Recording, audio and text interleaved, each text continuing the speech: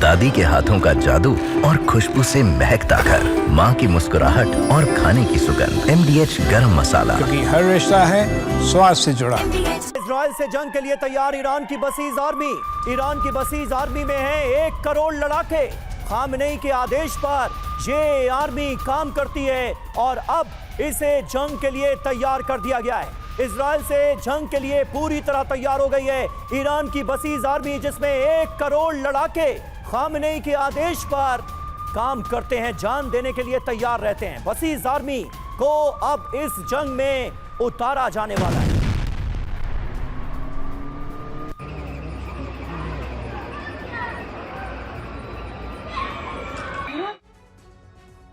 इससे पहले यह जानकारी सामने आ रही थी, ईरान की तरफ से यह बताया गया था कि आयतुल्लाह खामेनेई ने अभी तक इजराइल के रिहायशी इलाकों पर हमले के आदेश नहीं दिए थे, लेकिन इजराइल के हमले के बाद अब हर तरह के आदेश जारी किए जा चुके हैं। इजराइल को कैसे बड़े से बड़ा जख्म देना है ईरान में, इसकी तैयारी हो रही है और ये उसी की एक कड़ी है। ईरान की सीक्रेट बसीज आर्मी, पूरा नाम साज़मान बसीज मुस्ताज़फ़ीन, कब बनी?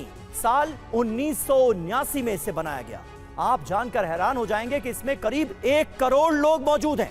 कौन कौन इसमें शामिल है ये देखिए। इसमें आम लोग भी हैं, नौजवानों की भर्ती की गई।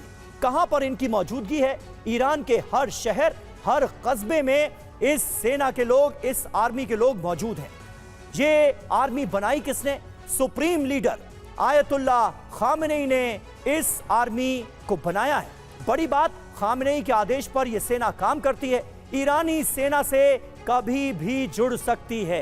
ये जानकारी सामने आ रही है, यानी आने वाले वक्त में इस जंग का और ज्यादा भयावह और ज्यादा भयानक रूप हम देखने वाले हैं। कमांडर सरदाना, ये जंग आखिर किस तरफ जाती हुई नजर आ रही है? क्योंकि ईरान अब पूरी तैयारी के साथ इजराइल को बड़े जख्म दे रहा है और आने वाले वक्त में भी इजराइल को बड़ी चोट पहुंचाने की तैयारी की जा रही है। अमेरिका ने यूक्रेन की तरह इजराइल को भी मोहरा तो नहीं बना दिया। देखिए, मैं इस बात से सहमत नहीं हूं कि अमेरिका इस समय इजराइल को यूक्रेन की तरह मोहरा बना रहा है। रीज़न ये है कि जो इजराइल है उसके अगेंस्ट ईरान शुरू से ही था। पहले उसने अपने प्रॉक्सीज के थ्रू किया, हमस के थ्रू किया और हिजबुल्लाह के थ्रू किया। तो इनको तो एक बार अभी इजराइल ने ख़त्म कर दिया है। इसलिए अब उनके जो आका हैं ईरान, अब उसके ऊपर उन्होंने अटैक किया है। मुझे नहीं लगता कि ये अमेरिका के कहने पे किया है, लेकिन अपना अस्तित्व को बचाने के लिए किया है इजराइल ने, और बिल्कुल सोची समझी साजिश के साथ, तैयारी के साथ उन्होंने किया है। और जो अटैक ईरान पे हो रहे हैं काफी अच्छे हुए हैं, उनकी लीडरशिप भी गई है। 2023 में जब हमास ने अटैक किया था, उसके बाद एक तरह से इस जंग की शुरुआत इजराइल ने की गाजा पर हमलों के साथ। असल मोटिव हमास का खात्मा था, फिर उसमें लेबनान का हिजबुल्लाह भी जुड़ गया, यमन में हूती पर प्रहार हुए, लेकिन ईरान पर डायरेक्ट अटैक किए जा रहे हैं। इसका मतलब क्या है? जैसा कि हमने थोड़ी देर पहले बताया कि सत्ता परिवर्तन ही असल मकसद नजर आ रहा है। बिल्कुल, सत्ता परिवर्तन है। वो देश जिसने कसम खा रखी है कि वो इजराइल का नामो निशान मिटा देगा, और यदि वो 90% न्यूक्लियर पावर बनने के लिए, न्यूक्लियर बम बनाने के लिए तक पहुंच चुका था, तो जाहिर है इजराइल उसका खत्म करेगा, उसका अस्तित्व खत्म करेगा और मिलिट्री कैपेबिलिटी खत्म करेगा।